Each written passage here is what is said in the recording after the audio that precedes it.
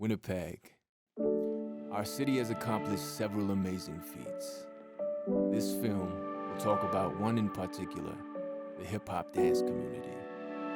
We are powerful, massive, unique, diverse, creative, and our efforts have gained us international recognition. But to understand how it all came to be, we must go back to the beginning. So sit back, relax, and welcome to Our Scene, the movie. Winnipeg has seriously, historically, been slept on from time.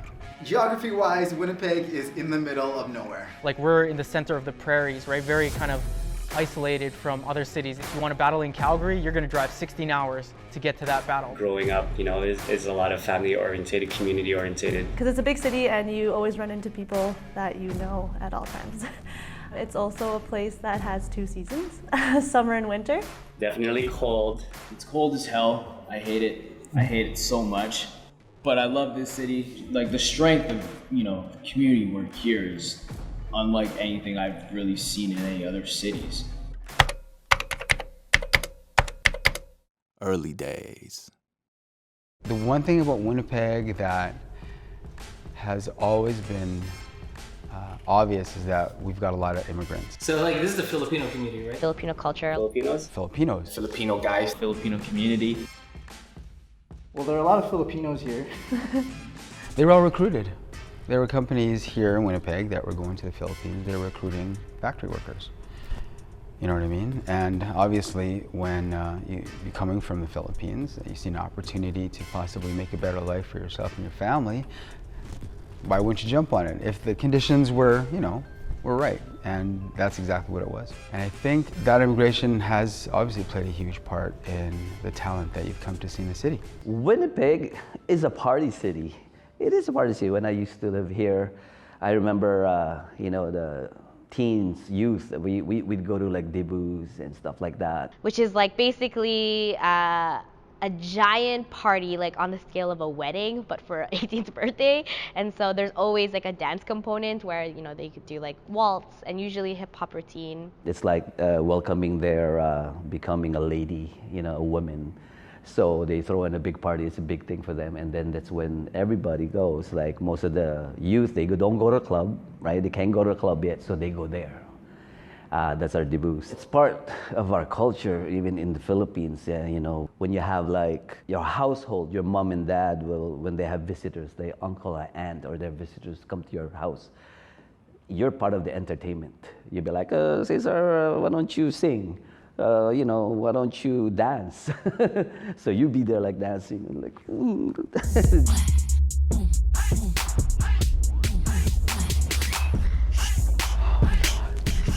I was first exposed to it, obviously through TV, right?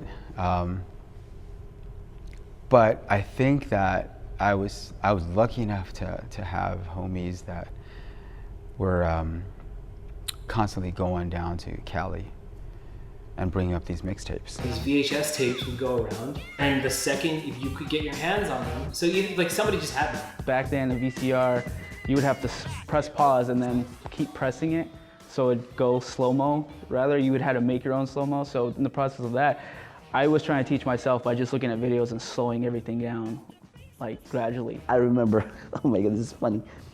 This hot commercial, like I think it was like a Coca-Cola commercial. It's all break dancers.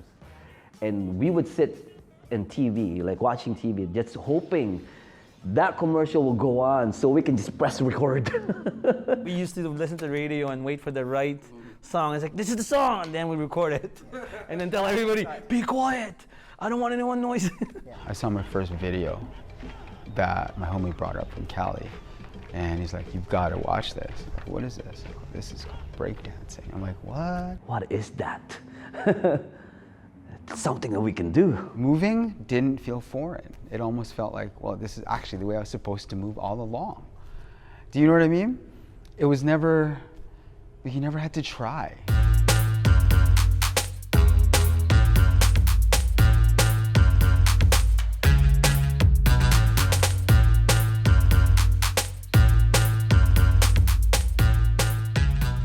and we would just copy all the steps that were happening then. And that was really, as far as hip hop as a dance, I mean, the mid 80s to late 80s was kind of like the birth of hip hop dance, quote unquote hip hop dance, right? Actually, the first 2 times that I ever saw breaking, I remember distinctly the first time not liking it, and then the second time like being like, meh. The thing that attracted me to it was straight up like acceptance, really is the thing. They're like, all right, cool, man, like you can do this move, you can hang with us and learn more moves and continue to hang with us. And like, you know, it's almost like before you know it, you're kind of in a crew. I just moved to a new location near my cousin's school, and it's all like, if you don't want to get beat up at school, you gotta be cool.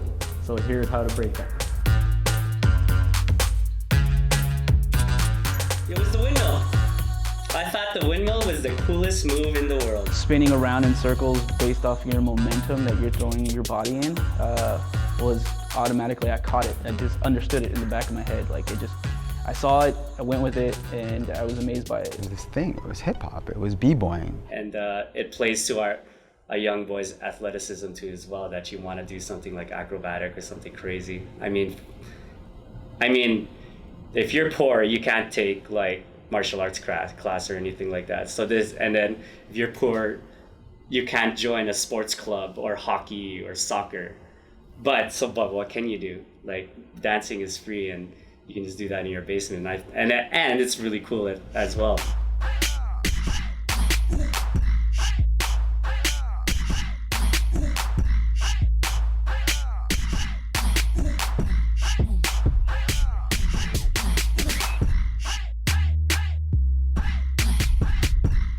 So we started copying the moves and stuff like that, and you know, and next thing you know, we brought out some friends and we formed a group called Winnipeg Dynamic Breakers. Yeah, that's like start doing it in 1984. I was fortunate enough to have been a part of the second generation of the Midnight Breakers. The first generation they were in the 80s, like 84-ish. 84 to 86, I'm thinking. And at the time, they were like literally the first generation of b-boy crews in the city. There's 4 major crews at that time. This is like 84, 85. That's Winnipeg Dynamic Breakers, Rap Crew, the Midnight Breakers, and also Breakdown. I don't know if you heard of Breakdown. This is with Saints and Darnell, and they have one Filipino guy.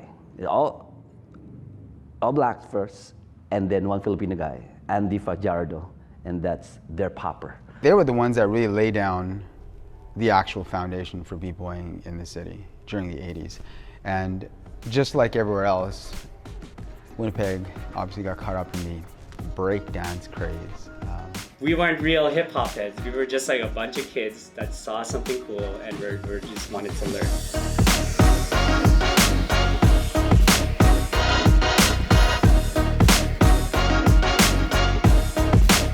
The main reason why there were even b-boy crews at the time was everyone's caught up in the frenzy, right? Through Star Wars, Break-In, and Beat Street were the 3 movies that probably had the most influence in the city with those crews.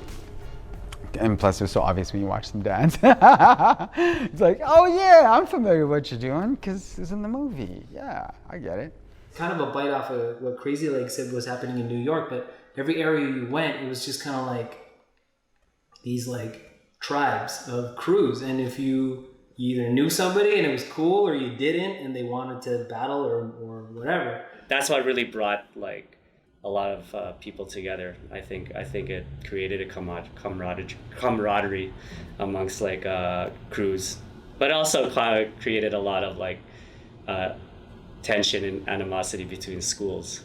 Beef back then was like a thing, and especially like you know, now people look at dance and battles as in, yeah, it's dance first, and you know, obviously if something gets escalated to the point where, you know, there's gonna be a fight or whatever, right? Like they kind of try to separate the two a lot. Back then, it wasn't known to be separated. Like there were things where like it could end up in a fight. You're representing your hood, your clique, and I don't want to say gang, but it had that vibe too as well whenever you'd see another crew. Because A, you want to battle them, but B, we're young kids that don't know how to handle our emotion. So when someone does the slightest diss, your homies are behind you that don't break, and they're ready to go. And obviously, like, that's how a lot of people are gonna learn, right? Because if there's no direct line to an actual OG crew from New York or California, then, you know, we gotta kind of figure it out on our own kind of thing. So even though they weren't necessarily hip hoppers or like hip hop heads, they were very much laying the groundwork for b-boying in the city, very much. And I remember at the time, it was crazy, like local ads on local media, you know, Pizza Pop ads. The Pizza Pop commercial, if you've ever seen it. Pizza Pops, the food that's right to satisfy your appetite. Chili Pops and Veggie Pops too, when you're in the mood for wholesome food. Pizza Pops, Chili Pops, Veggie Pops. Easy to cook, they're all the rage. Just put them in the oven or your microwave. They taste so good and they taste so fine, you'll wanna eat them anytime. Pizza Pops, Chili Pops, Veggie Pops. Pizza Pops, Chili Pops, Veggie Pops. It was cheesy as fuck, but like, they still got props for it, you know what I mean? Like, not one crew in the city was clowning on them. They're like, yo, you fucking repping, yo, that's that shit, right? They literally were repping. And then of course, the entire Filipino community just like, yo, you know what I mean? We got Filipinos on a Pizza Pop ad. I remember we were like watching that, I'm like, we should have been in that.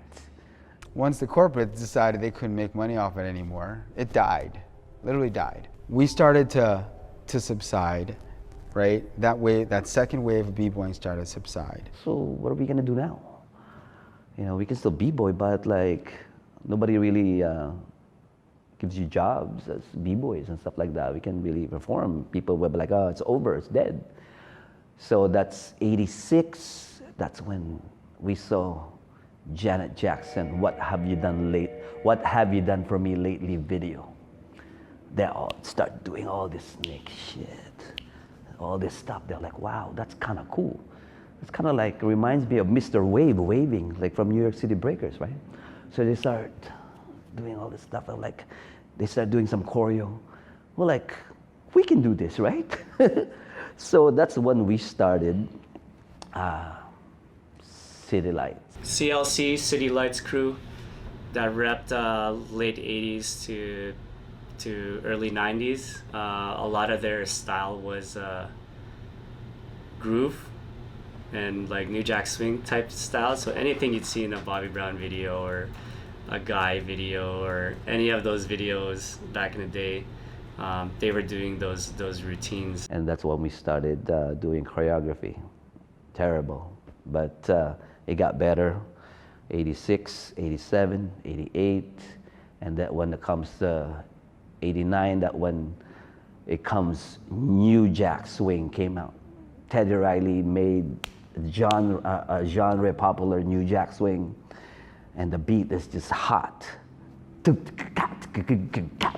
Man, this is something that we can like really, you know, get into. You know, that's when we start doing some Running Man and doing some like Roger Rabbit and all that stuff. That was super exciting for the Filipino community because that's when everybody was trying to do it. But they were the ones that were performing at weddings and debuts and stuff, so it was really, really cool.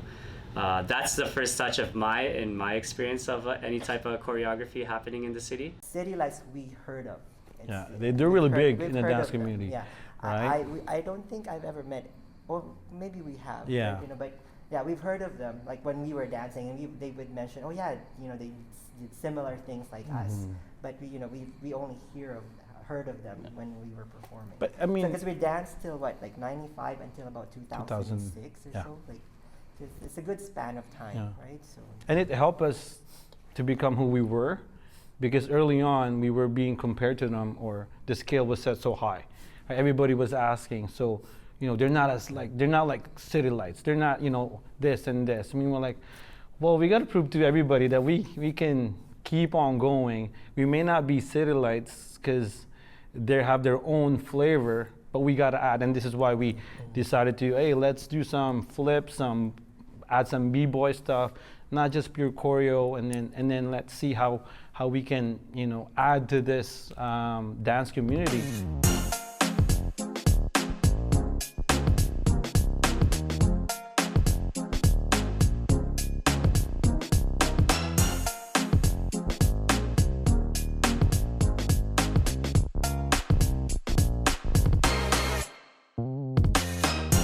My favorite story I used to tell was the Blizzard of '99. They told us, don't go out. We were like, we have to perform in 4 places. We gotta go do that.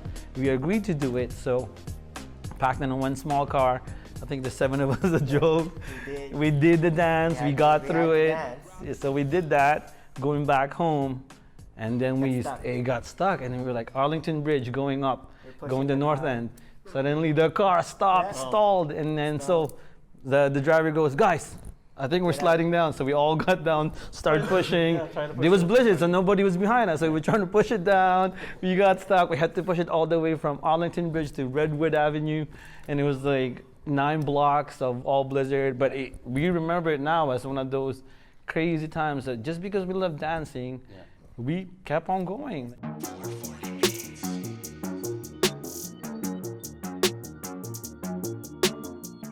But then you had guys like Boob and John that were like I said, light keepers. I think what Bob calls the second to third wave of breaking. And this is where like everybody in the city was breaking.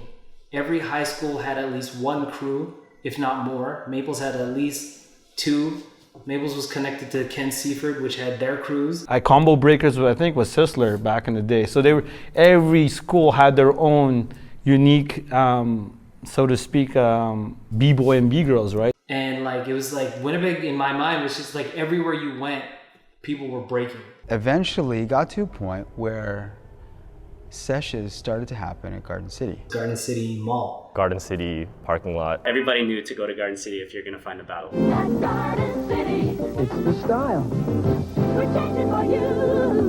Something's always going on. The action is a Garden City. It's the place for me. Garden City Shopping Center. A place to be. It was just the place to hang out, and that's what would happen. So one of the guys in Mischief Crew, his cousin was in a crew from Ken Seaford called Hydro Crew.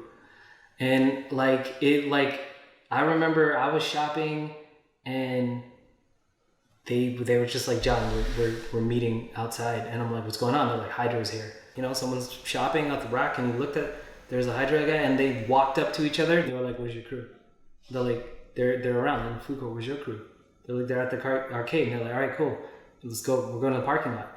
And like, so the parking lot where Sears is, this was the thing to do. And we weren't the first to do it. We all went out there, and then people would see these crews walking like in the tracksuits, and they would follow. Like, if you knew what was up, you would just be like, oh, there's going to be a battle. And we went out there, and then there would be like older kids, like, 18, 20-year-olds, they had their licenses and stuff. They were backing their cars up, opening the trunks, playing the music. We would go to the back of Sears and grab cardboard, like from the boxes that were discarded. And then we'd do some shitty breaking in the parking lot. And it was funny. Like, I really look at it, and we were really just like amateur night type shit, where it's just like nobody knows really what the heck is going on. But it was still a battle. It was super exciting just to rep with your squad. Everybody had like really one move that they were good at. You know what I mean? I was like the suicide guy. Everyone starts off with a 6-step, right? So once you get that first 6-step, you're like, oh yeah, okay, I got that 6-step. Everyone used to do like a little like 6-step into a flare, like one flare, come back down, go back into another 6-step into a flare. That was really, when we were talking about flares in 95, 96, that was it. There's only so much you can do with like knowing how to break for like 8 months of your life. That battle with Hydro, I have distinct memories of like, we got smoked. They had a B-girl. We were like, what the hell? What? And like, she came in and did a move to this day I've never seen anybody do. And it was like, she did this move, and it was like, it was a worm, okay? But it wasn't like 2 feet go in the air and then it curves across the body. It was like this. It was like one leg went up, the wave went across diagonally out the other arm, like on the floor, like this. And people like, I was like, we were dumbfounded when we saw that. And people were, and then later we found, I heard that move's called the dead worm. And back then, security would go, what's going on here? Until they realized it was kids dancing, and then they would watch. So it was cool for a minute before they were like, you guys can't do this, like, you know what I mean? They were saying, you know, breaking's dead. Why are you still doing it? Literally, there was a time when the only guys dancing were, you know, John or Boob. Literally. The only two in the city that are still dancing. And I'd be like, yo, salute, man. You know what I mean? It was a combination of just like, we just like to dance. I think everybody was secretly breaking, even though it may have died in like 95, 96, but I feel like people were just randomly, yo man, can you still do your windmill? Yeah, and then you just try it with your friends and stuff. Yo man, let's try and break. And then, but also just different outside factors, like say you got, my buddy came back from Calgary and brought like Battle of the Year 96.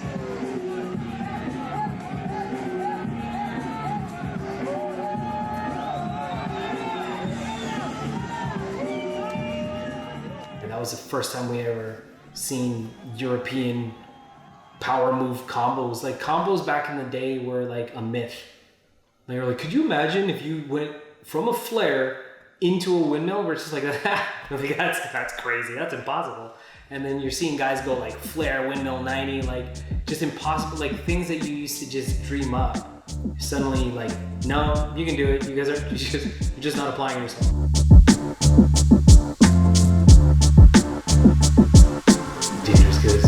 Dangerous goods.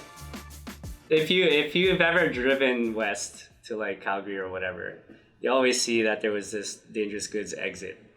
Dangerous goods in terms of like transit and customs is like explosives or anything toxic, and they provide a separate route. I was constantly on the phone with Bob, and he was like, hey, there's this battle. So during one of these upcoming breaks, Bob was like, hey, there's this battle in Calgary.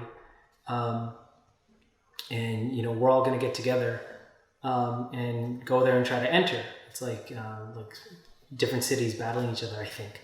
And yeah, so I was like, cool, yeah, I'll come down. So it was Bob repping Goodfoot, and he was like, you know, there's other members from these other crews that we never really hung out with, but like they had a few, like their crews were dying out, and they had a few people that were still keeping the hope alive. They were experiencing the same thing that we did. Like Goodfoot, there was a few people who stopped breaking, so there was only, I think it was Dark, Boob, John, and Deceit, like Brian, breaking. It was only those four left. And then with Trick Kids, it was only Mav, Arthur 7, and Stawaz, Phil. That was it. So the idea was, as far as I recall, the idea was we're all gonna get together, like they're gonna get in a van and drive over, and I was gonna fly there and meet them, and we were gonna come together as a crew and just kind of like a last hurrah, like just try to battle, probably not gonna win, and that'd be the end of it. That'd be the death of breaking in Winnipeg. And then we just kept seeing the sign, dangerous goods, dangerous goods. It's like, yeah, we should call ourselves Dangerous Goods, you know what I'm saying? And then when we got closer to Alberta, there was this overturned truck that we're like, whoa, that's crazy. And it was like, I don't know if it was via Dangerous Goods signs, but then it just reminded us, it's like, yo, Dangerous Goods, man, we should try and like enter as that. It sounds like cool. So when I met up with them, they were like, hey, we're gonna go under the name Dangerous Goods. And I was like, yeah, sweet. And they kind of, you know, they told me kind of the story. I kind of got it, but at that point we're all busy doing shots or whatever. Now every time that somebody is entering our city or leaving our city, they're just reminded that, you know, this is like, you were smoked by us. When we got a taste of traveling, it was like, I think we're actually onto something in terms of like, our approach in the dance is different in Winnipeg, or at least with Dangerous Goods. When Dangerous Goods was created, there wasn't really any other breaking crews in Winnipeg that took it as seriously as we did. There was crews, but it was kind of like, Break for Bread's coming up. Let's train 2 weeks before Break for Bread. But we were like, Dangerous Goods is constantly breaking all year long, even if there was just one battle of the year. But that sparked the whole, we traveled a lot, because once a year wasn't good enough for us. We wanted to do more. So it was a vision of like, of really showing that us underdogs as Winnipeg could do a lot more damage out there if we just got to go and show them. So it was a lot of trying to prove people wrong. they were establishing themselves. So this thing that was supposed to die as a joke just became a crew. Like they were hanging out more often because they were practicing, and they were practicing so that they could battle.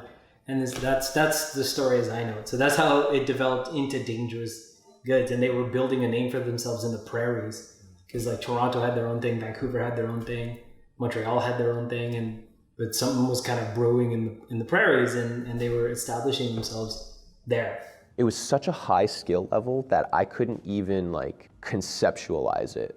So in a way, like their style was so advanced that like it would go over my head. And then as I started to get better and better, and like my eyes started to like adjust to moves and be able to track and see things when people are doing them, I started to really understand Dark style and Lester style and Kyle style. And then after that, I was just like, it just became even more, holy shit, these guys are crazy, because it wasn't going over my head anymore. Like I was seeing everything. So, but even with that, that just accelerated my need to win against them. So I was like, man, they're even crazier than I thought they were. I gotta just give her.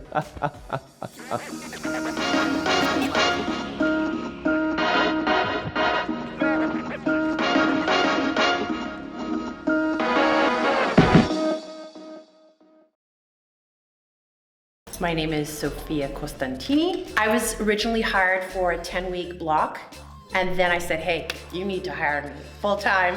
And that's how it began. They found the money, and I started Sisters Most Wanted. Sisters Most Wanted, okay, well, here are gang members in trouble with the law. I always say, you know, their passion of choice was football, basketball, or hockey, but their extracurricular activities was getting in trouble with the law. So, Sisters Most Wanted has two meanings. Number one, that they back then got in trouble with the law, but also their dancing was so spectacular that people wanted to see them. She just basically told me, get in here. I was walking by the dance studio.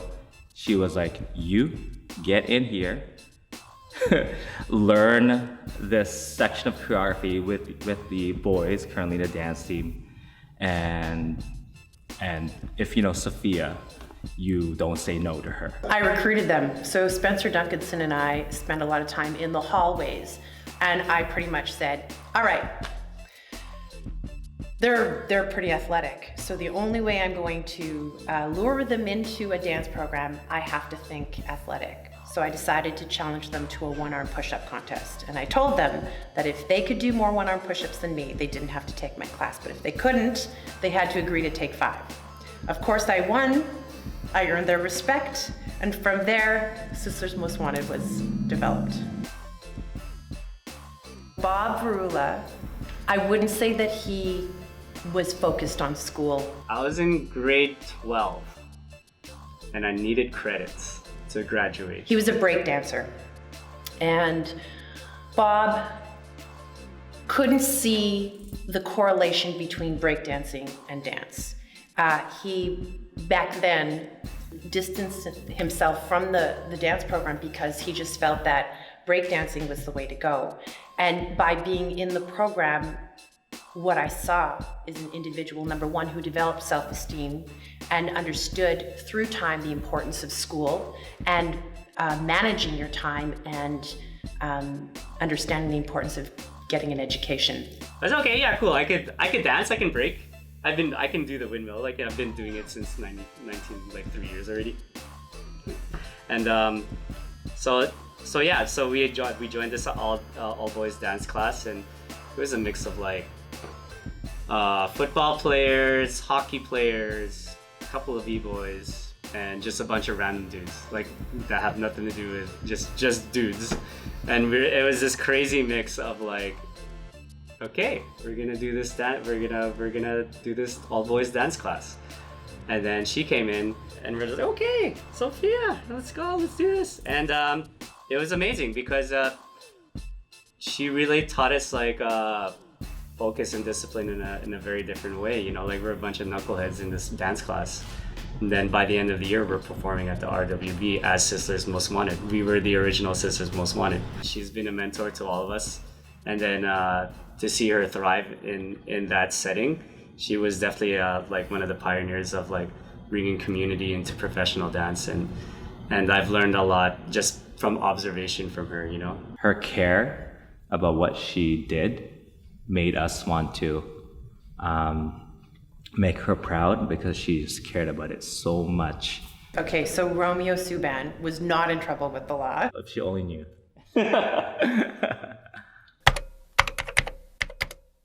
A new wave.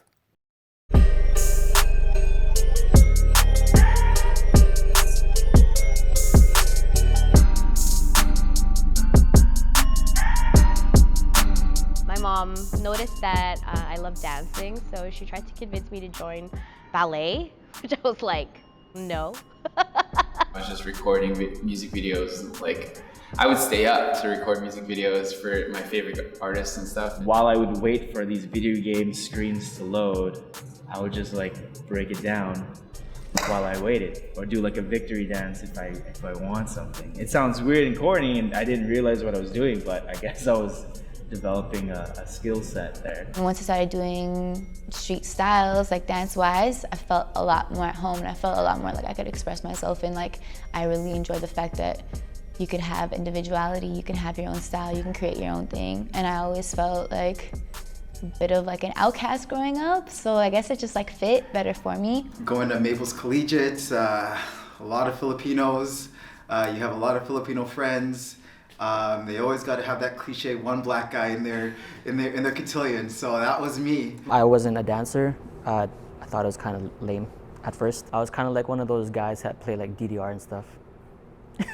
I was fairly quiet, awkward, you know, kind of kept to myself. I was like chess champion for like grade 6, 7, 8.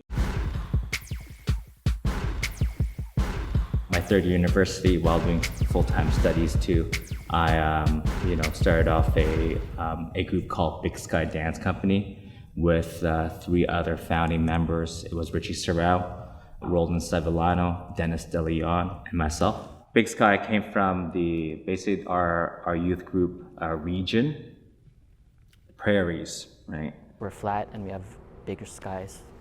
So that's basically where we got the name from. We rehearse at parks, anywhere where we can find, right? So we were just that excited about it. There was no formal training, no studios, it was all basements, garages, outside, back lanes. So obviously around that time, 2005, 2006, 2007, we didn't really have a scene, really. Like we were learning, we were what you call like YouTube dancers.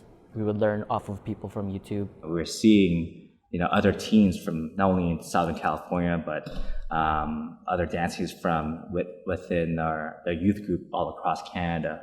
Praise Team was a huge inspiration for us. I was looking for something at that point in my life, and I was in a rehearsal for a cotillion. It was actually, I think it was probably my final cotillion, and one of my buddies, and he's an OG CCAP member, Neil Kinkanko, and like his name's Nezi.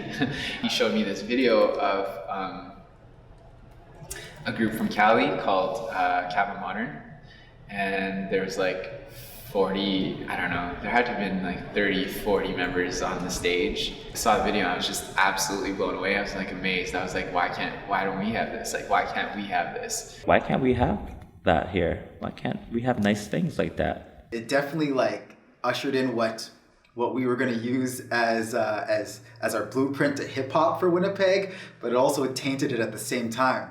Like you gotta understand that for Cabo Modern was like, if I'm not mistaken, they were from a university, so they were almost an all genre group, not necessarily hip hop, right? So when we saw this video, we did see a lot of hip hop. There was a lot of hip hop, but there was a lot of mix of a lot of different genres. But when we look at that dope video, we're like, yo, let's do that. Not knowing that there's like different genres like cut in between there, right? So then when we look at this video and like, hey, that's what we want to do, that's when you get a lot of like, okay, I'm gonna do hip hop. Here's this slow jam. You know what I mean? I'm gonna do hip hop. Here's this like love ballad that I'm gonna do, because we saw that video and that's what we wanted to do. So it was a very It was a lot of slow jams, a lot of like small isolations. We didn't take the hip hop, because there was a lot of hip hop foundation from that video. That was too technical. So we were like, let's focus on the little things that we could do. The isolations, we'll do that. It sat in my head for a while as I was finishing up that final cotillion, and then I was like, it was really brewing in my head, and I was like, I really want to try to do something like this. And I didn't know if there was any real interest, but I had some friends that were in that cotillion at the time, like with Joy and with Christine and Crystal. They were the three other people that I had started CCAT with in 2005. Months before us, I'm pretty sure Demesia and Define Movement just had started as well. I'm not aware of what made Demesia want to start, other than I know that she's a total visionary and like a big picture kind of thinker. She was amazing. Like she was the only woman actually who was leading a team at the time. Demesia Hall, she was also an amazing mentor, just a strong person, and she did such an amazing group leading us. She always was open to training in different styles. At the time, there wasn't really a lot of dance performing choreography groups. I think it was just CCAT starting out. It was a few days during the week, and like we just kept it open so that people can make it. And I think over 3 days we got somewhere in between 100 and 150 people come in. It was at DMCI. It was a packed house. There were people there that came to watch, but also just ended up auditioning. Like I remember there was somebody who was there like in their work clothes, like dress clothes, and they just saw that like what was happening, and they joined in. It was just like they had to be part of it. It was crazy. I walked into the room and I just saw a whole bunch of like young teenagers. And I was 11 at this time, so I was super, super tiny and just was scared of people. There was a lot of people at that first audition, and it was like a thing. It was like a bunch of Filipinos, like tons of Filipinos. It was ridiculous. Yeah, it's like come out to auditions. I'm like, I was gonna come out to audition. I'm gonna kill it. And I got cut, so. I remember my audition, because there'd be groups and everything like that. And I would go on, and certain people would actually go from one side of the room to like scoot over to the other side to watch me do my thing. Coming from the sports background, like I never got cut from sports, like rarely ever in my life. So getting cut from this, like dance, like it bothered me. I hated Wayne and Andrew and Christine and Crystal and Joy. I hated them for a whole year. I hated them. I saw them at 2IC. I hated them. I didn't even know them. Starting like a trend that was like, I knew that was gonna be super, super dope like later on. Like we just kind of knew that something was happening, and we knew that like CCAT was happening in the background, but like I knew like what Richie and Romeo's direction, like they wanted to do something big. A year later, wanting to separate themselves from their original Christian youth group, Big Sky changed their name to Unite. Unite, meaning like a lot of, dancing and dancers coming together into one. I'm pretty sure it was Richie that put in that one instead of the I. Those lots of people called it Un1T. What's this Un1T dance company? Back then, the rivalry was CCAT versus Unite. It was always the thing. CCAT audition and Unite auditions were like right after each other. So like everyone who didn't make it in CCAT went to Unite auditions, and then everyone was saying, oh, well, you guys are just taking our leftovers. Then there became like a whole like talking back and forth, and I guess it started this whole like feud between the two teams. Romeo and Wayne, they're always trying to compete with each other. There was that, I would say, that competition, sometimes healthy, sometimes a little too competitive, right? Even if Unite was showcasing, you can still tell like Wayne would or CCAT would, I feel like they would just try to one-up us regardless, you know what I mean? Because it still felt like a competition who would get like the better set. But like, I love that. Like, that's like my cup of tea. Everybody wanted to be part of those teams. And then if you didn't fit into that, or even fit into the B-boy, B-girl culture, then you'd have to figure out your own way. At the time of the dance scene back then was so cutthroat. Like it was like, if you weren't in it or if you weren't a part of this crew, everyone was gonna hound you. We all wanted the best for our team, for our family, and for what we were building at the time, right? And obviously Sika was just killing us all the time.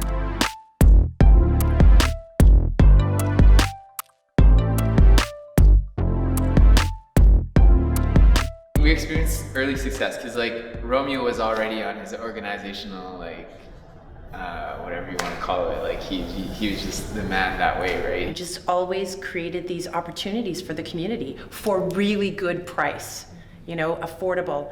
Then he developed a dance competition. With several new choreography groups exploding onto the scene, the stage was set for an event to come along for each group to meet and compete. In the zone. In the zone. In the zone. In the zone, in the zone, in the zone. Let's go, let's go.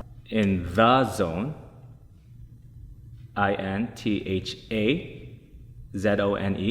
from a competition in Vancouver.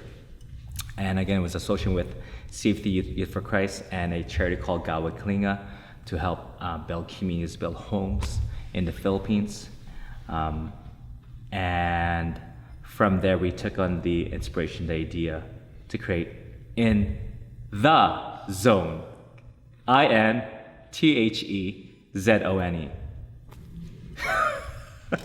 First one, I believe 2006.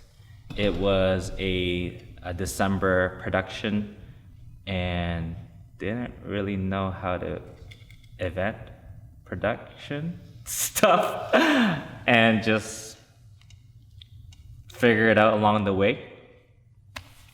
We knew there were some teams interested. CCAT was there, Define Movement, Oak Park High School was there, Ignite. There was a small group, Jeevan Valil, Nathan Alexander, a bunch of OGs, Aaron Takeuchi, some amazing dancers. Oh man, Big Deal. That was like Angel. They were a boy band, a Filipino boy band, and I would say it would be 50% body rolls in their set, and it was amazing.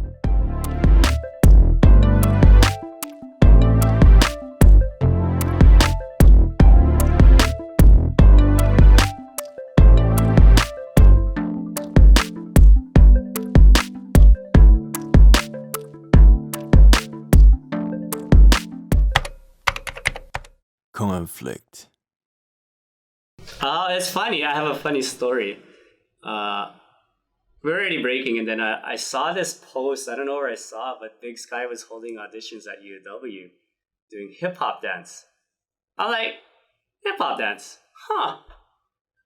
I gotta check this out. I'm gonna audition just to check it out. I actually auditioned at Romeo's thing just to really suss it out and see what they were all about. And then it was an audition for a choreography crew, and then I was like, oh, that's cool. Me. I'm just pretty chill guy. It's like, cool, man, choreo. And so that was that's how I knew about Big Sky. CCAT was I just heard through the grapevine that there was this new Filipino crew coming out called CCAT, and they had like 50 members and just some crazy shit. And I remember one time them leaving the studio, and the trail of people never ended because there was like 45 of them in there, I swear.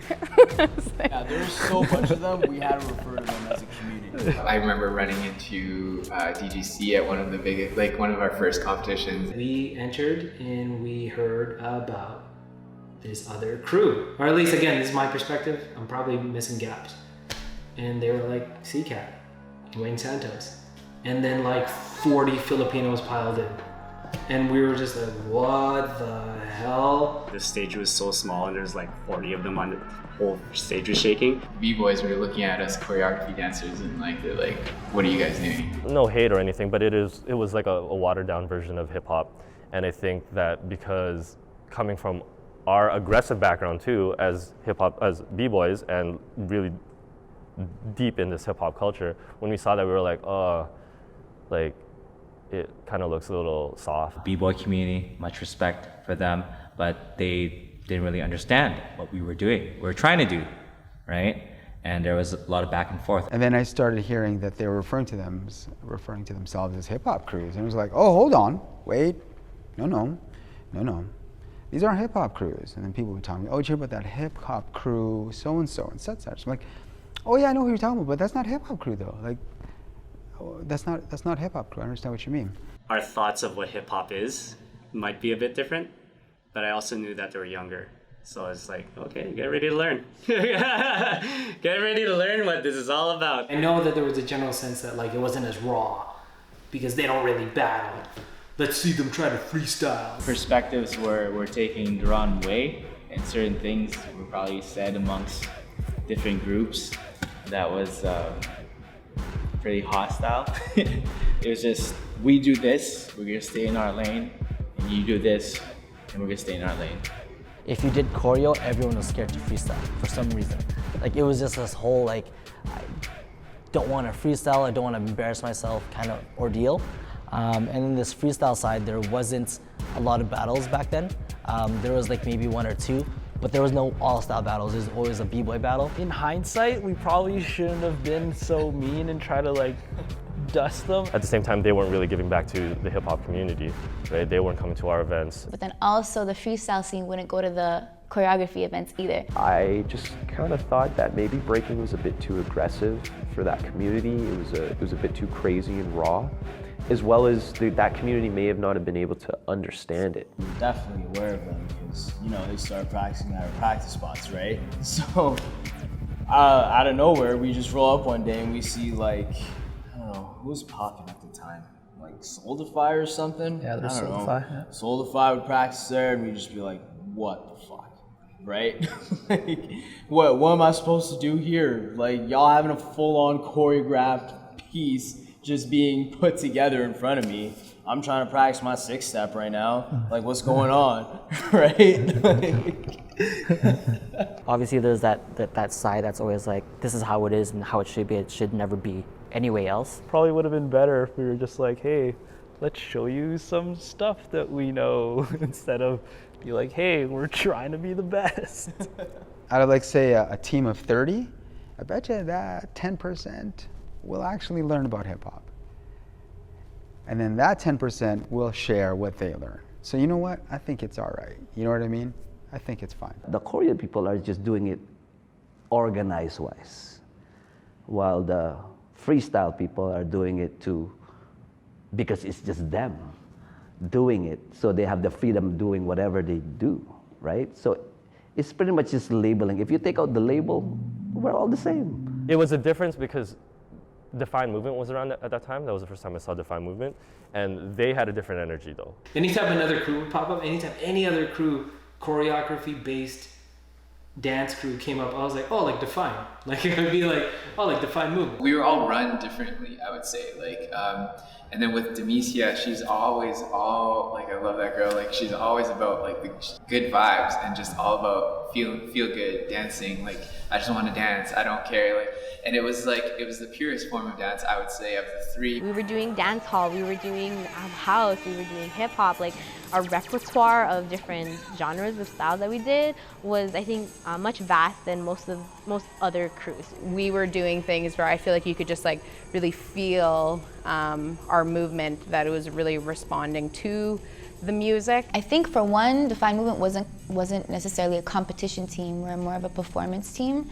So the creation process, I think, was pretty different. I think it was a little bit more natural in a way. I think culturally speaking was different too, because Demicia's also Caribbean, like she's half Jamaican. She just really wanted us to dance for the love of it, and to just be united amongst ourselves and united with others. I just felt deeper with them. Like I felt like they were like the choreography version of us, and I was hoping that we were the b-boy version of them. I was really impressed by the choreo scene. I feel like they were evolving their skill level very fast and really evolving much faster than the breaking scene was. And with that evolution, Unite Dance Company grew to having 3 teams: Unite Seniors, Unite Juniors, and Unit 3. 3 different completely separate rehearsals, yeah. So it'd be like, let's say juniors would be choreographed by Lane Arceta and Patrick Fernandez. Tim and Lane, I think, were the ones that did that, but Lane choreographed a lot of that. Unite Juniors was held by Patrick Fernandez and Richie Sorrell. No, like Unite Juniors came out. It was me. I did the junior team. Senior team was obviously going to be Romeo. Unite Seniors was, I think, Kersey? No, Kersey was Unit 3. Technically, it was my brother, me, and Ayman. It was led by like Lane and Tim and Milka. Nope, Milka was Unit 3. See, like, there's so many choreographers. Yo, this is so long ago, I can't remember. What happened was all the choreographers in Unite technically are supposed to like rotate between the 3 teams. So all the choreographers was Lane, Janice, Milka, Ayman, myself, Patrick, my brother, and that's really about it. Sorry, what was the question? Rock that out. A lot of heads leading. Sometimes that could be good, sometimes that could be bad. It definitely got overwhelming, but you know, with a fairly solid core, right, of leaders, you know, it's fairly manageable, let's just say. To be honest, it wasn't that good. With myself and Tim and Milka, I think it was okay, but me and Romeo just like, there was a point where we weren't talking for a long time. It took some time for the both of us, and then for myself to realize that what I'm doing, what we're doing is bleeding off into the group and bleeding off into the community. And how is that helping, right? How is it helping the scene? You know, if we're unite, is that what we stand for, what I stand for? It's bigger than us, that our positions of leadership, our roles was to inspire, was to be leaders. This is around the time when Kelvin too joined, and for some reason, myself and him we just meshed so well, and we're like, yo, what if we tried to do something on our own? And that's kind of like where Project came from.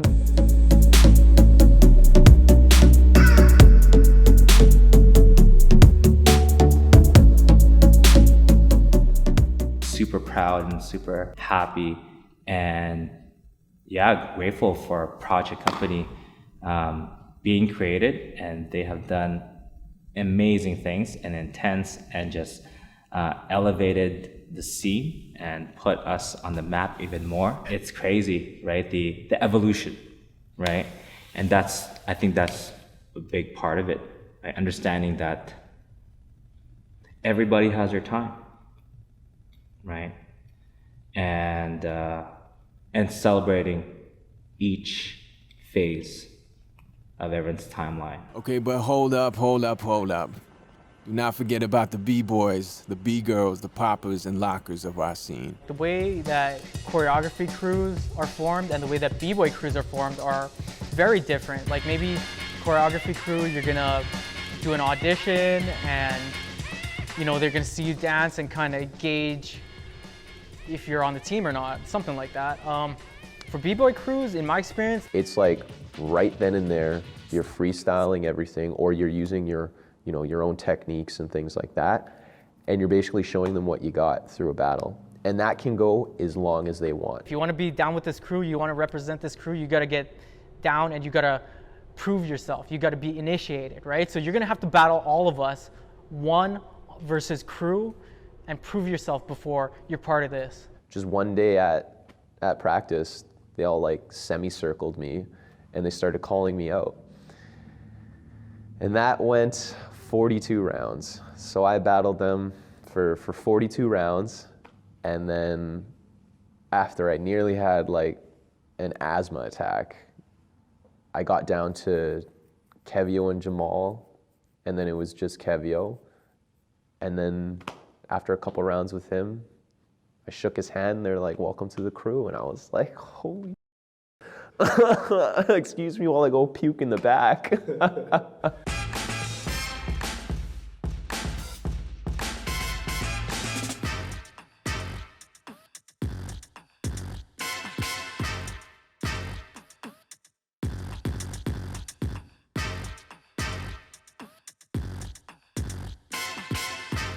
Good funk, gang.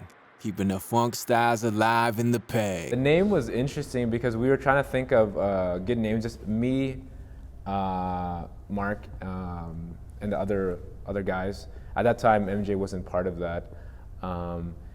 And we're like the good boys because we're like nice guys, and I thought it was kind of corny. They kind of liked it. I'm like, I don't really like that. And then I was trying to think of some really like abstract but kind of cool name, and I was like, the Funk Monstars, like from Space Jam. And then it was like, but it was too much. And then I think Mark was like, how about Good Funk? And I was like, oh, that sounds pretty cool. Yeah. Then we had to think about how to include women if they were going to be part of like the group. So we're like, oh, gang sounds cool. Good Funk Gang. So we. Well, yeah, because back in the 70s, your group would be called a gang, right? Even though it's not gangsters, it's just gang. Which is funny because like there's some events where they wouldn't want to say the word gang, so they had to change it to just Good Funk Brothers. And then there'd be like one girl in the crew. Okay. Competition, eh? Well, there can only be Quan, and I'm the Quan.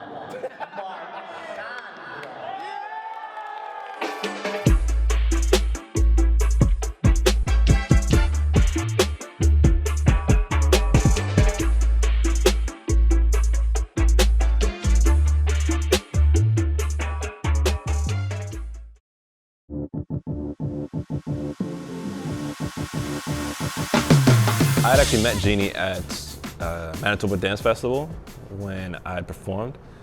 Kind of a funny story, actually. I was teaching at the Royal Dance Conservatory, so we were there for my group to perform. And not only did I think I was like one of the best dancers around, I thought I was the only black guy around. I remember seeing him backstage, and I was like,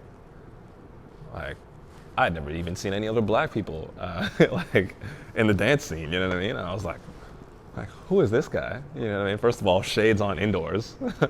I'm like, you don't know nothing about me, right? I'm about to go on stage, I'm about to rip it, right? I'm gonna make him take those shades off. Everybody in the front kind of like kneeled down, and then here this black guy pops out and starts like doing all this stunning stuff, and I was like, I was so angry. I was like, who is this guy?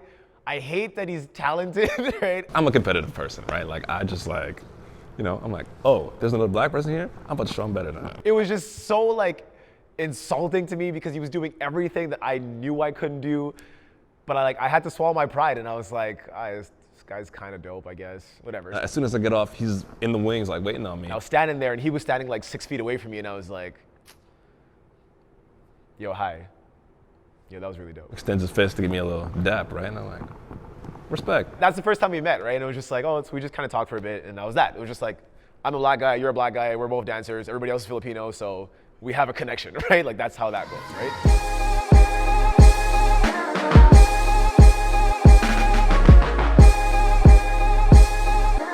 GeNie and I had met through a similar dance friend or colleague, and I just knew he was something just special. And I think at that point he wasn't really like dancing anywhere, or didn't really have he was just kind of exploring at that point. I approached him with the idea to start a crew or something, and I remember being so nervous to ask because it was GeNie. She told me about it, and I thought about it. I was like, you know what?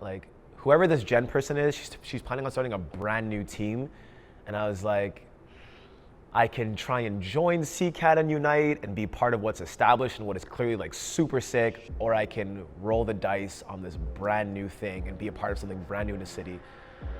All right, well, whatever. Sure enough, he said sure, and I don't even remember how it all happened, but we had put together auditions for a group. I was just online and I saw these auditions for Boss Dance Crew. They were starting Boss, right? Starting Boss the same month I was graduating, right? So in June 2011. So I was like, sweet, I get to dance with this guy now, right? I get to join this crew called Boss, and the promo for it was super dope. And I personally didn't want to join a team that was already super established and winning everything. You know what I mean? That was my perspective. I wanted to start from the ground up and make a name for yourself. You know what I mean? That was how I wanted to go about it. So I was like, this is the perfect opportunity. This team doesn't even have any history yet. It was GeNie, myself and Nikki Zajac. We had come together as a group. I thought it went above my expectations. Like we ended up doing like a performance for like the Bombers, like at halftime or something like that. I'm thinking, whoa, Mom, like check this out, you know what I mean? We are performing at halftime, and whether I was being paid or not, it didn't matter, you know? And again, like I'm coming off of what, 2, maybe 3 performances a year, you know, 1 recital, 1 like a pep rally and festival, you know what I mean? So then to just join a team, first year we're doing a Bomber stage, like I was like, hell yeah, like we're about to blow up, you know what I mean? It was a weird place to be in because I felt like that saying of like, you can't have your cake and eat it too. Like I wanted to be the leader, but I didn't want to take on those leadership roles, right? Because they're intense, like, and I didn't realize that. Like I said, I was young and a new dancer, and so I think you see all of the appealing pieces of like, oh, you have your own team and you can design your own logos and choose your own songs and compete where you want and do all this stuff. And I loved those ideas. But once you get into them, it's like, holy shit, like this is a big job. And it sounds weird. Like I knew that, like I knew it was a big job, but all of these dancers are like looking up to you, right? And I felt like for this to be successful, and I wanted it to be successful, I needed to step back. So Jen wasn't at practice one day, and I showed up and everybody else was there, and people were just kind of sitting around on their phones, talking, nothing was happening. And I was like, if I don't do something, that's the end of Boss, right? And I kind of stood up and I was like, all right, everyone, line up right now. And everybody just kind of got up and lined up, and that's how I kind of became the director of the team, right? He was very eager and organized and like was willing to try something, and if it failed, he had 76 other plans. GeNie was able to actually learn about everyone in the crew and what kind of styles they are really good at, and was able to teach the crew that, you know what, you don't ever lose your style. Don't ever lose your style just because you're in a crew. That's exactly what I learned from the very first year. We're gonna be different because we're gonna freestyle. We're gonna be different because in our performances, we're gonna have choreography, but then bang, watch. I'm gonna accent this one dancer and show you that my individual dancer is dope.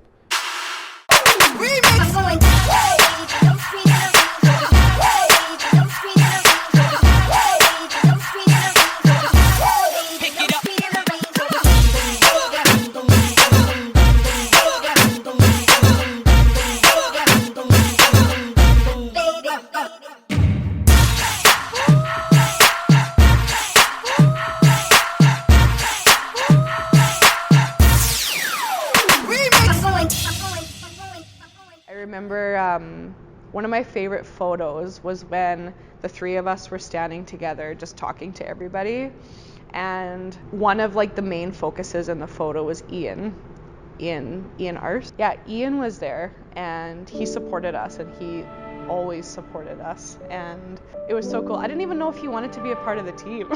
I think he just came to dance, and it was super awesome. He's just that type of guy that like everyone kind of wanted to know, or everyone just needs to know who that guy was, because he would make himself like that. It doesn't matter if you met him yesterday, it doesn't matter if you just met him the day of, he will put 110% for you. Something about him just made me love dance even more. It was the way he would talk about dance, it was the way he would teach.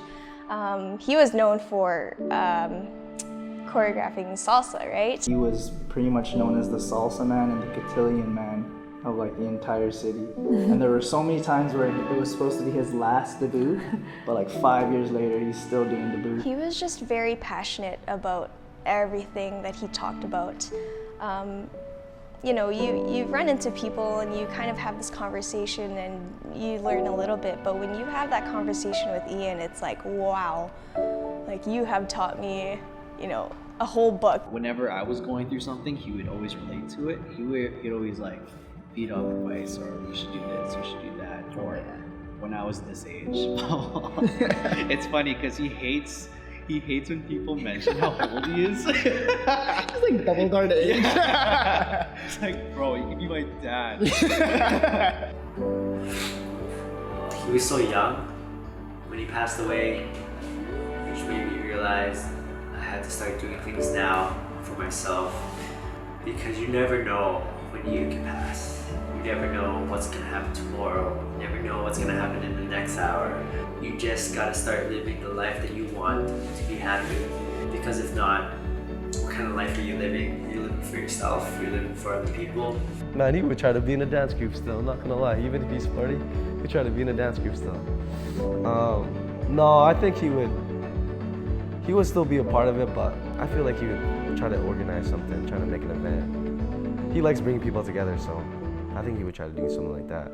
Was like a mediator / helper to Mark and I getting together. You're probably doing this move and this move like everyone else.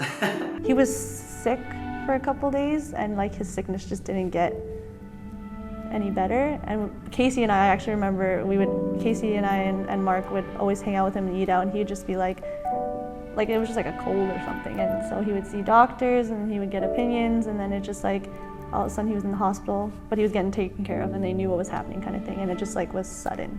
If it wasn't for Ian, I wouldn't have like closest friends, like the closest friends that I have right now. For everything he's done for all of us, his impact will live on for as long as we all can remember. And I know he's still dancing and directing and doing all the fun stuff that he loved to do here upstairs. I feel like it left a hole definitely in my heart and in the city, in the dance community for sure.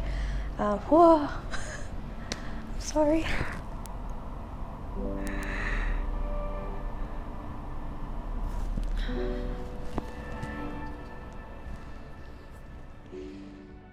So the last question I have for you, what does community mean to you? Define the community in your own words.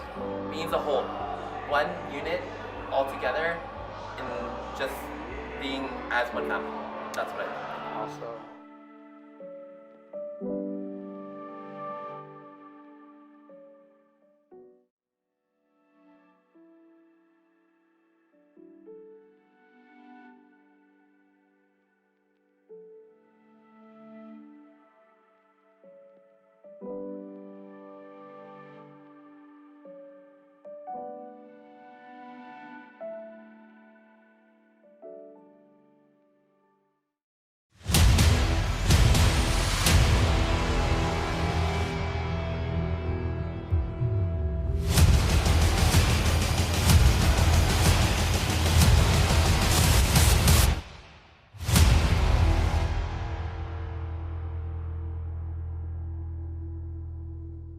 My name is Angel Advincula, ANGELADVINCULA. Just put yourself in front of that someone that you really, really love. What brought me back in Winnipeg was depression. I was away from my family for, I think, a good 4 or 5 years. It was 2013, I remember this. The big Yolanda typhoon happened in the Philippines, and I saw everything on the news. Everything was insane. The Philippines was destroyed, and it was watching the news, and I saw all the names of the people that died was just scrolling down TV, and I saw a few of my friends' names in there, and I was just like, dude, what's happening? And that kind of started my depression, because I'm like, obviously, like I lost like a lot of friends. So I decided to go to the Philippines, do my mission in there. So I went to the Philippines. We did a medical mission, we did a feeding program, and we were in the middle of the storm, helping people out. And instead of it making me feel good that it was helping, it kind of devoured me more because of what I saw. That, again, like I saw dead bodies like on the side, like I see people dying, and I'm just like, it made me feel like it was the first time I felt like I couldn't help anybody. It doesn't matter if I'm helping out with the food and everything, but when you see a disaster like that, it totally changes you. My health is just not great because, you know, like I'm not sleeping, I'm not eating, I'm just there's just a big cloud that was following me around, and that's when I realized, I was like, if I stayed in Ottawa, I would end up hating what I'm doing. I would end up hating the studio that I'm working with. I would end up dance in general. And I made the decision, and I'm like, you know what, I need to be with my family, I need to smile again, I need to think of nothing but just being home. And 2014, that's when I'm like, you know what, I'm going back home. A few months before that, I already spoke to somebody, his name's JM Ricardo. I asked him, you know what, dude, like, can you start a team? Just gather as many people, and then when I'm ready, I'm gonna join you guys. And it worked out that way. I think our first season, we were even at 50 people. I met them, and I looked in their eyes, and they had the same struggles as myself. We were all starting dance. Like 80% of them didn't know how to dance, and they just wanted to be part of the team. They just wanted to do something different. The way I separated live from all the other teams from Winnipeg was just our mentality. I had to make sure that they know that we weren't joking around. I was teaching them easy choreography, but harder execution. Our first year was our trial year, and we're just like, you know what, we're just gonna be on stage the whole entire time. We're gonna dance this full out. We're gonna be angry on stage. We're gonna yell on stage until you make yourself feel like, yo, this is not scary at all. It's hard to smile on stage because you're gonna feel that scared in your heart. Like, you're gonna be like, dude, like, I can't be in front of people right now if I'm just gonna stand and smile. So I told them, instead of you smiling there at people, yell at them, get mad at them, and just get that out of your system. And that's how I molded us. And from there, we've had a lot of success following this formula. Sunset. After 10 years of In the Zone dance competition, giving a platform for so many dancers to explore, create, share, and perform, Romeo, Tim, and Milka hang it up. The behind the scenes, right? Let's just say there's moments where Tim has wanted to push me down the stairs at MBCI because I changed, say, the PowerPoint presentation that he worked on for maybe an hour or two, because I'm a control freak like that, and I changed it without asking for his permission. This is true story. And then I played it the morning of, and he was steaming. Sorry, Tim, I'm telling this story without your permission, obviously. This is how our friendship works.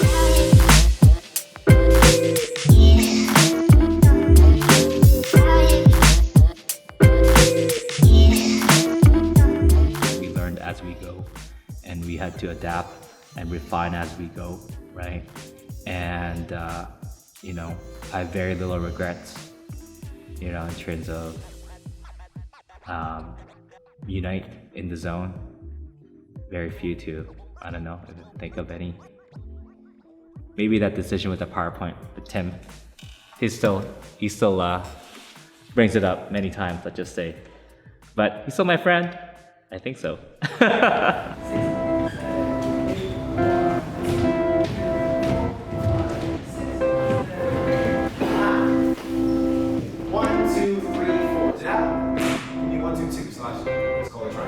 I believe in you. I know what you're capable of. I encourage you to believe what you're capable of. Trust me in this process, one moment at a time. There is no judgment here. Work is work, and with work comes error and positive correction. So let's do this. Are you with me? I believe in instilling loyalty, respect, communication, and teamwork. And so with teamwork, sometimes comes conflict, and learning how to work through those conflicts versus just stepping away and running to another team. The leaders need to take more ownership in understanding conflict and understanding dynamics and providing growth within their crews for young leaders to be developed. And I think that's why sometimes they hop, is because they have opportunity that they're not getting. So it's just learning how to understand the whole business of a crew. Even though it's not a studio, you're still in a management position where you have to learn how to manage the dynamics, manage the growth of your programs. Sunrise. Manitoba's all styles and open styles battles have created some of the most memorable moments in our scene, with heavy hitters such as Joe Fresh, Bale, Calian, J. Rec, Winston, Alimar, GeNie, Cheesy, Stalls, Shaq, Miggy, the Good Funk Gang, and Marybeth. When I'm battling, what is going on in my head? When I first started, like absolutely nothing. It was just like blah, just like movement vomit. But now it's obviously I have more strategy. Going through like the brackets of like battles and stuff was probably the most exhausting things I've like done. It's just because it just wears you out. Like even though you get time to rest, that next battle you're not 100%. You're like 70. Next one you're like 50. Like last one in the finals you're like 20%. You're just like trying to like empty out your gas tank at that point.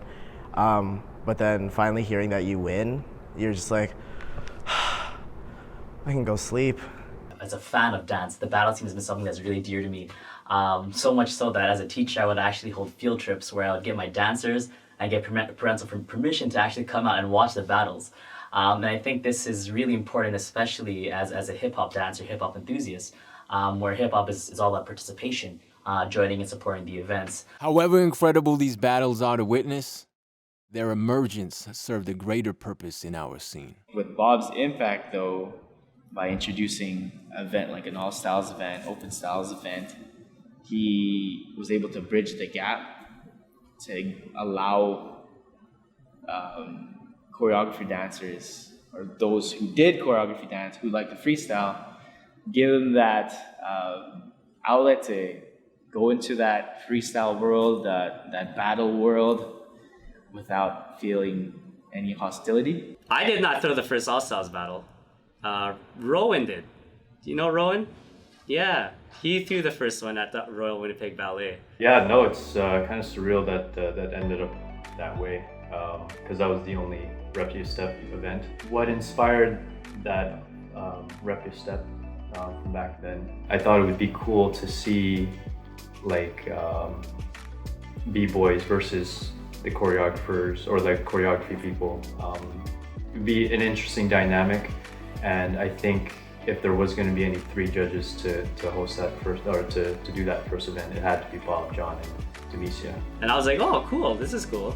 But he didn't continue to do it. But it was definitely like props to him for doing that, because it is one of those first spaces that anybody really had a taste of like trying to do anything freestyle at all.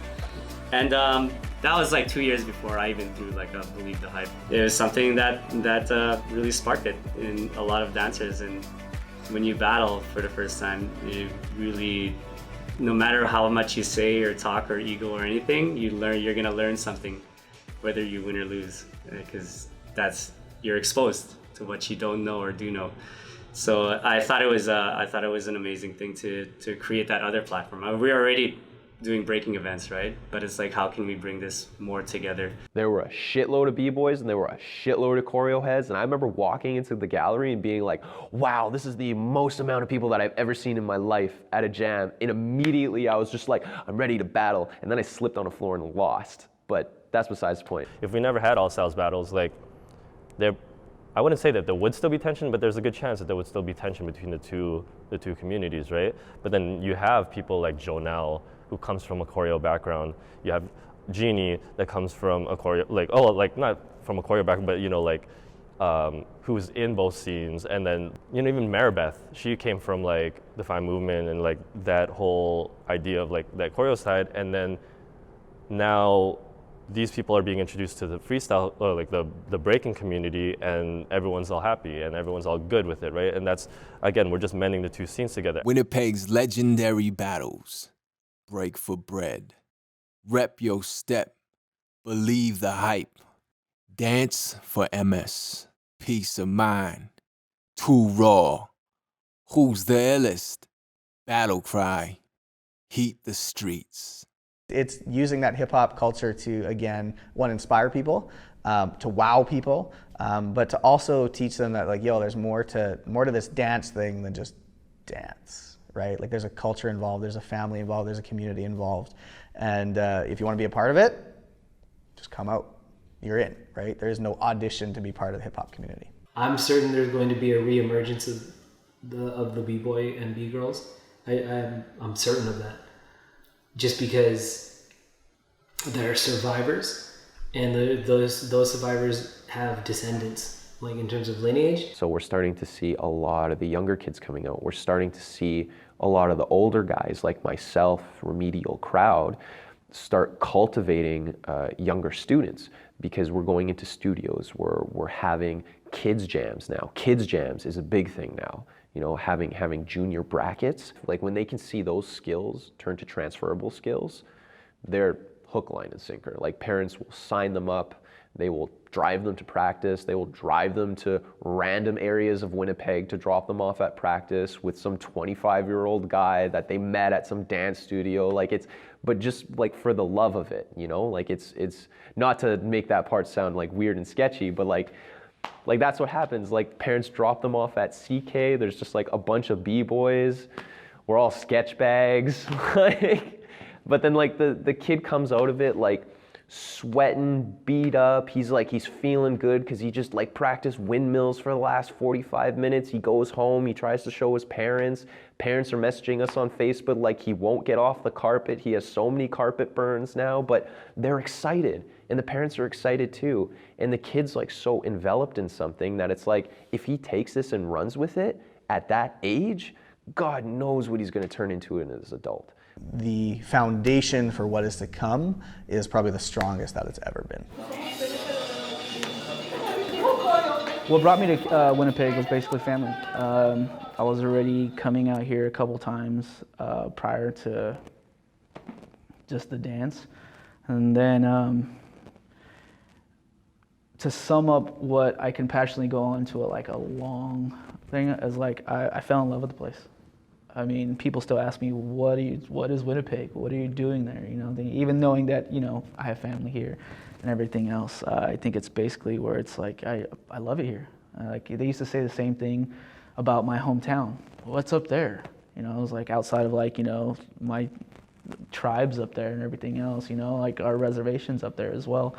To even here, where I even fell in love with the fact that how many, you know, Indigenous people are here as well. And like, I've branched out and met so many more Indigenous people out here that little do we know, they know the same people I know, or they've been to the reservation that I've been to, or things like that, where it puts a smile on my face. I think just the essence of being here gives me that sense that breaking gives me. It gives me that sense of peace and home. Winnipeg definitely is that description of community.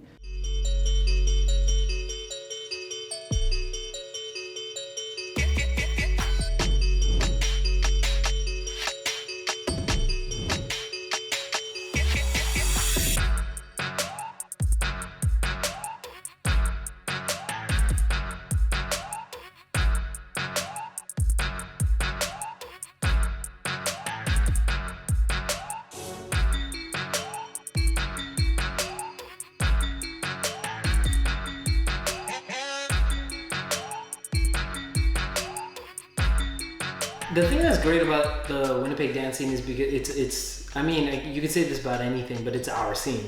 Traveling so much with dance, I've come to realize that although all the other crews and all the other dancers from the other cities obviously are super talented, I would say that Winnipeg is one of the most talented in the country. Winnipeg has made a lot of noise here in Toronto, and they hear a lot about from around the way. A lot of people mention like CCAT and Boss and Project. They know they know a lot of the crews. That a lot of the b-boys know all the breaking crews in Winnipeg too as well. So we're not unknown.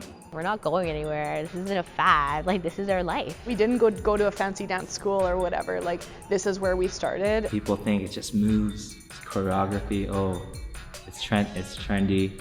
You know, anyone could do this. No. You can tell when someone's from Winnipeg, which is cool, which I really like, and I hope we don't ever lose that. Just because you're getting good and then move somewhere else, you should always come back and always teach Winnipeg, because that's the best way for us to grow. I told myself if I ever wanted to make it, whatever that may mean, like make it as a dancer and stuff, I want to make it from my hometown. I feel like Winnipeg has done something really unique. In the last 20 years, dance has blown up in our community, but not just as studio or professional dance. The hip hop crew community is pretty fascinating. And I think it's important for young dancers to understand the history of how this all began, but also the culture and how it has evolved. With the amount of dancers that there are in these junior high and high school programs, this documentary is important for them to know what happened and the reason they even have a dance class. Watching this generation now, it's really their job to push it. What we do matters. What we do is valuable, and what we do changes lives, seriously, as deep as that sounds. Shout out to the unsung, I guess, dancers like Vidal, like I mentioned before, Vidal Messana, to Vancouver Dynamic and Rap Crew Express, City Lights Dance Squad, Midnight, just the guys and girls that set the foundation truly, like, of what's happening here and had no idea. Because, you know, back then nobody knew, and thanks to the shout outs to the trailblazers that try to keep the knowledge alive. So Bob, the documentarian, the tape master, the living specimen of Winnipeg. This documentary is important because no one knows why I'm a jockey. This documentary is important because to know you don't know where you're going if you don't know where you're coming from. And the Winnipeg scene has such a lush history that is important to capture.